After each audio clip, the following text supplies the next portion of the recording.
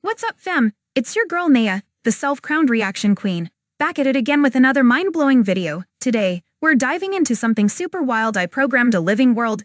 It evolved by 8 little bears. Like, what even? A living world that evolves. My brain is already doing backflips just thinking about it. I can't wait to see what kind of crazy stuff goes down in this digital universe. Is it gonna be cute little creatures or total chaos? You know I'm here for all the drama and laughs. So, if you're as hyped as I am, make sure to smash that like button and hit subscribe to join the coolest crew on YouTube. Let's jump right into this reaction and see what this living world is all about.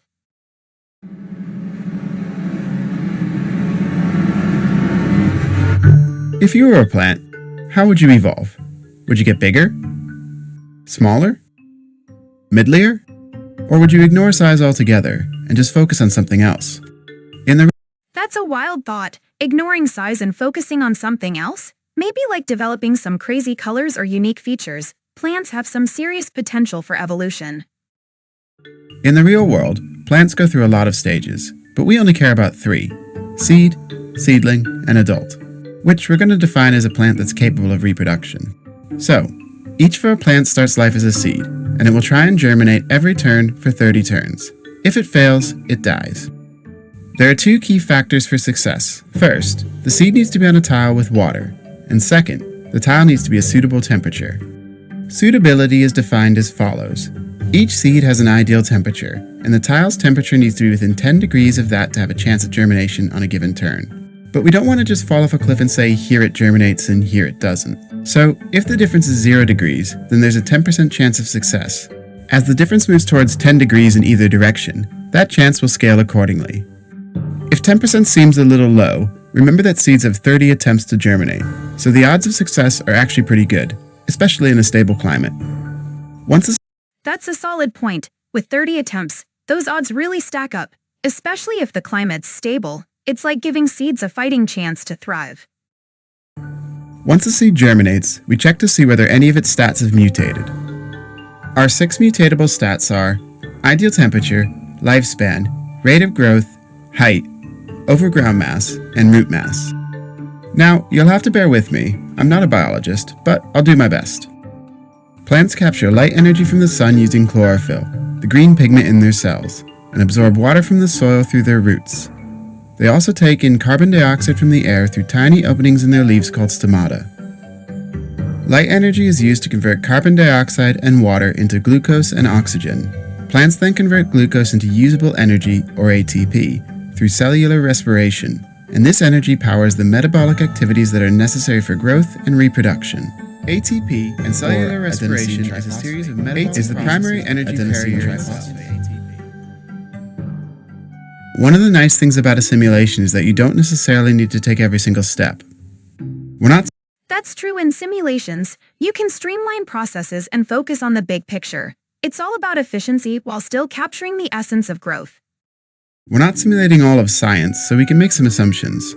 For example, the key points here are that plants take in 3 resources: energy from the sun, water from the soil, and carbon dioxide from the air. Those resources are then converted into usable energy which powers growth and reproduction. We don't need to physically calculate how the plant does this. We're looking at evolutionary patterns in populations, so we can just assume that this part works. Furthermore, we don't yet have a mechanism to simulate air quality, so we can just assume that part works as well. The question for this experiment is therefore, assuming we start with a working plant and suitable levels of CO2, how might plant life evolve in a competitive environment? To answer this, we're going to need an environment, an energy-water life cycle, and a system for mutation, growth, and reproduction. So, we'll start with our tiles, which, as you may know, have a temperature that fluctuates over time based on factors like altitude, season, and latitude. That's interesting. The way temperature fluctuates based on those factors really adds depth to the simulation. It's like creating a mini ecosystem where every detail matters. Water is split into overground water for animals and underground water for plants. The maximum overground water on a tile is equal to its precipitation. The maximum underground water on a tile is 10 times this amount. Each turn, the tile gains an amount which is equal to its precipitation, of which 99% goes underground and 1% stays overground. Second, tiles now have a solar rating, which is based on altitude, latitude, season, precipitation, and a base value, which is a number I just made up.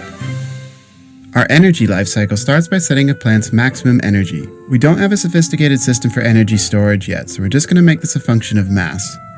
We then calculate the potential solar energy a plant can collect based on its overgrown mass and its solar power rating, but it's also affected by the plants around it. If a tile is more than half full, either because there's lots of little plants or a few big ones, then the plants on that tile start competing for energy based on their height, with taller plants receiving more. If the tile is 100% full, we're assuming that roots are bumping into each other, branches are... Whoa, if the tile is 100 full? That sounds like a serious plant party. Roots colliding and branches competing. It's like a botanical battle royale. ...each other, branches are tangling together, and so on. The plants are competing for space to such an extent that they're essentially killing each other. If this happens, then the plant's potential energy is divided by the tile's congestion penalty, which is pretty severe. We then take into account the tile's current temperature relative to the plant's ideal temperature, and the plant's current level of hydration. The idea is that these factors would, amongst other things, cause leaves to wither, and this would reduce a plant's ability to collect energy. Finally, we need to convert our collected energy into usable energy, which is pretty simple. There's quite a few papers on this, and I may return to it in the future, but in summary, they tend to suggest that, on average, plants convert around 1 to 6% of the total solar radiation they receive into chemical energy. We're just going to use 5% because it falls within these values and it's a nice round number. Consumindo e liberta a tua magia. To calculate how much energy our plants are using, we'll go back to our old friend Kleiber's law for our base metabolism, because it's magic and it applies to everything. We then need to get our active energy, and this is determined by two factors: rate of growth. Kleiber's law? Now that's a classic. It's cool how it applies to everything, even plants, and seeing that simulation map is wild. It really brings the whole concept to life. Rate of growth and height. If you're wondering why the height component isn't just built into mass, there are two reasons. First, being really tall usually means you have a big trunk, which is essentially just mass that can't collect energy. And second, vertical transport takes more energy than horizontal transport because of gravity and hydraulic resistance. You can think of this like a bucket. If gain and burn result in a surplus, the volume in the bucket rises. If they result in a deficit, the volume in the bucket falls. It's a simple solution, but I like it because it's reminiscent of calories in versus calories out, which is a fundamental representation of energy transfer in organisms. If the pool reaches zero, then this means there's no energy left at all and the plant is dead. For water, we'll set our max hydration equal to 70% of a plant's total mass. And we'll then set our hydration multiplier for this term, which is the factor that impacts energy. For hydration gain, potential water is based on root mass, assuming a tile has enough water to... This is getting technical. The way hydration gain is calculated based on root mass is super interesting. It's like a whole ecosystem of numbers and factors working together. Has enough water to support that mass, but this is also impacted by temperature. If the current temperature on a tile is 0, then its water is frozen. Frozen water can't move, so plants on that tile get nothing. If the tile's temperature is above 0, then the plant's hydration gain is multiplied by the plant's temperature modifier, which is the same one we talked about earlier, and again we apply our congestion penalty. For burn, a little bit of water is used in the energy conversion process, but it's pretty insignificant. Plants primarily lose water through a process called transpiration, which we're going to make equal to our overgrown mass, but temperature plays a role here as well. Higher temperatures result in higher rates of transpiration, so we'll multiply our value by the current temperature on our tile. But there are plants that can deal with heat, so we'll also divide this value by our ideal temperature stat. Back to our bucket metaphor, the same rules apply with regard to surpluses, but an empty bucket won't kill the plant directly. Instead, there's a proportional impact on the plant's ability to collect energy, which can lead... That's a clever way to show how hydration affects energy collection. It's like a ripple effect. Less water means less energy, which can really impact a plant's survival. Which can lead to its death. Each turn, a plant will grow based on some math that compares its rate of growth to its lifespan. Plants grow slowly at the start, rapidly in the middle, and then taper off again at the end. The steepness of the curve is determined by the relationship between rate of growth and lifespan. A high lifespan with a low rate of growth will look like this, and the reverse will look like this. So, those are the key points. Let's run the sim and see what happens. Now, finally, the simulation. This is where all the theory comes to life. I can't wait to see how these plants interact in this colorful ecosystem. Now, for anyone pulling their hair out at this mess of data at the side, don't worry. It's just something I like to display when I first start running sims so I can get some immediate feedback. Oh, something's off. It's always interesting to see how simulations can throw unexpected results. I wonder what went wrong in this setup.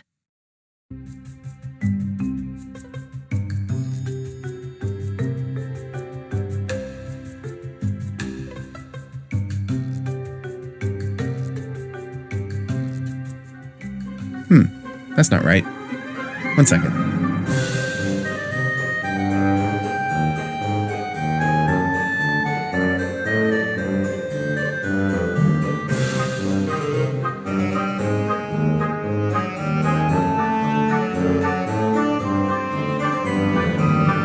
Okay, we made some changes, so let's talk through them.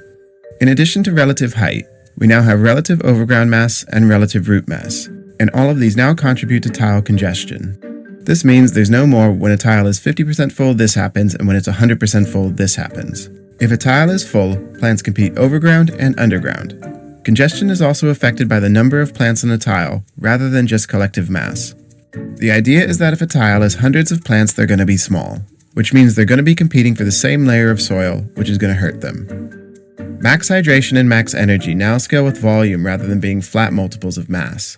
Maybe somebody can correct me in the comments, but I believe this is more mathematically sound because water is stored in and ATP is produced by cells, and the number of cells in a plant scales with volume. We also have some changes to seeds, which now get 100 chances to germinate rather than 30. In perfect conditions, where they're at their ideal temperature with no congestion, seeds will have a 1% chance to germinate per turn. They also start with a little bit of energy now, which is more realistic. Finally, hydration burn now scales to the yield curve against overground mass. This is because I found some interesting papers which suggest that there is an inverse relationship between water use efficiency in plants and their rosette and leaf size. Okay, that was a lot of work. Let's do this again. Here we go again. After all those tweaks, I'm excited to see how the plants adapt this time. Let's hope for some epic growth and competition.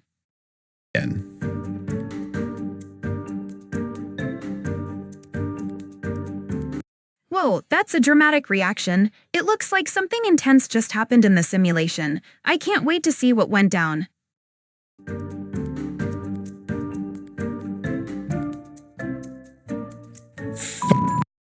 Porque a segurança da sua casa começa na porta.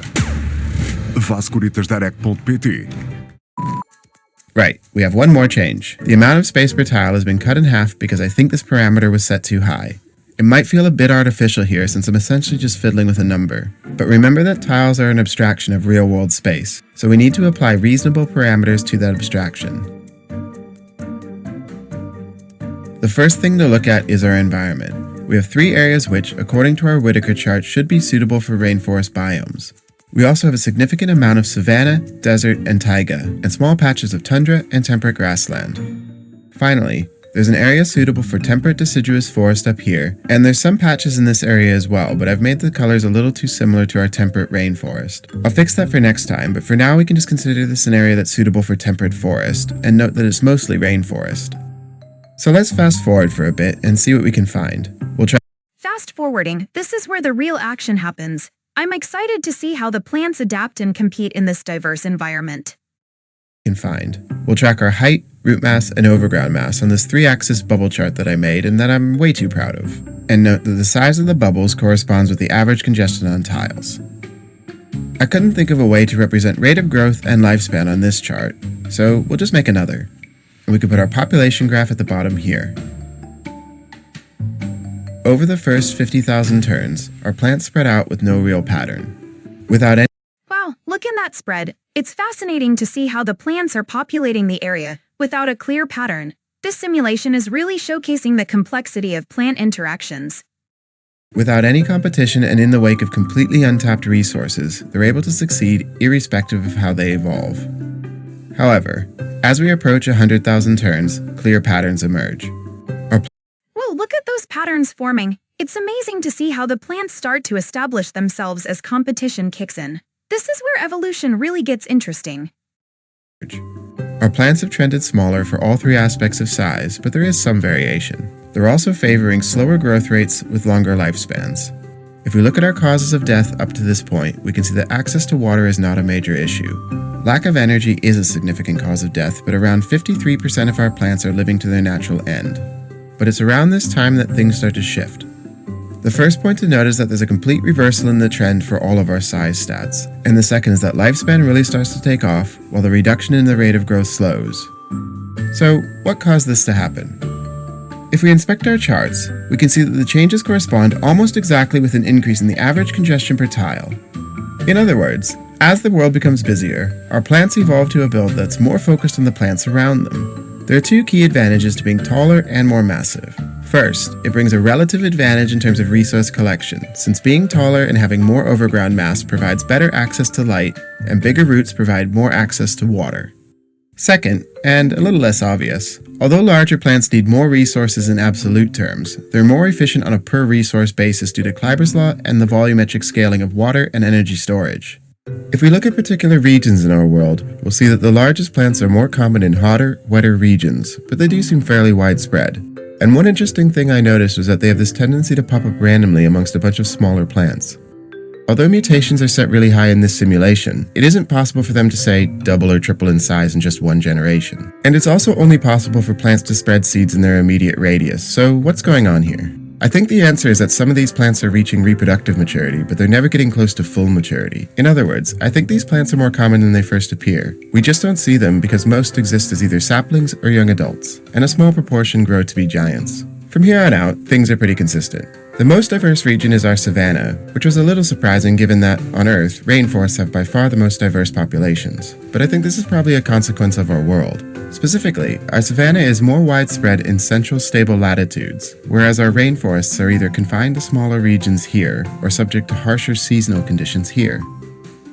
But one thing I found really interesting is that we actually did see a specialist build which diverged from everything else. It was one which had a much shorter lifespan, and it was almost entirely confined to our desert regions.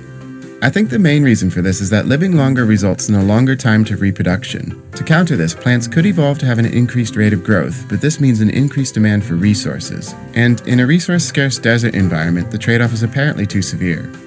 We can see the population essentially level out, but it's still growing a little bit. And another interesting data point is our death trend. As you might expect, the primary cause of death continued to be age until congestion became a real issue. However, perhaps unexpectedly, this doesn't coincide with more water deaths or more energy deaths, which actually declined in this period. What this means is that, despite our population being much larger than it was at 100,000 turns, we're actually seeing fewer deaths per turn. And you might have guessed it already, but I think the culprit is this. Longer lifespans come with an aging population, which means that things just die less often. I really thought this was one of the cooler things that's happened during these simulations. It shows that no matter what I intend as the designer of this world, evolution is a kind of fundamental force which doesn't care about what I think. I spent a lot of time considering how plants might compete for energy, water, and some of the other resources that haven't been put in yet. But in the end, these were all secondary.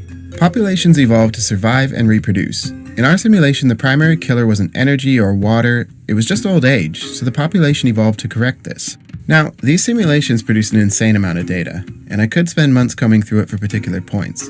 But I think we have enough to answer our question, which I'll put on screen in case you forgot. So, here's the answer.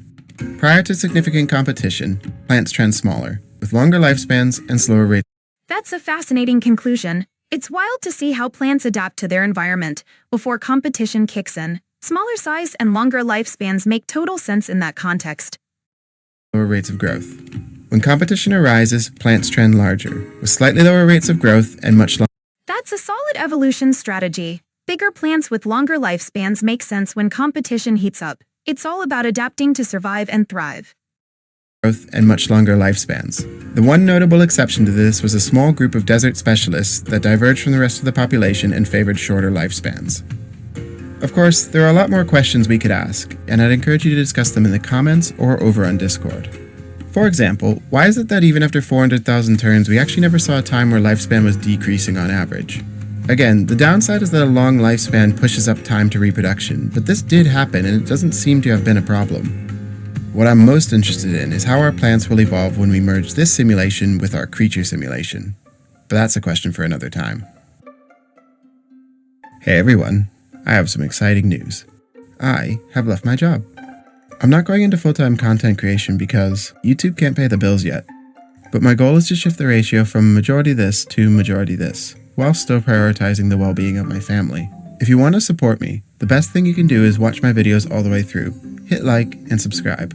If you want to go a little bit further, you can send a super thanks, or you can become a channel member for as little as 99p. Member benefits range from simple badges and behind-the-scenes content to source code for specified projects. Or, if for some reason you want to go crazy, which I wouldn't recommend to anyone, you can even choose new avatars to be added to the simulation. As always, please only consider giving me money if you're in a financially stable position. Thanks so much. I'll see you soon.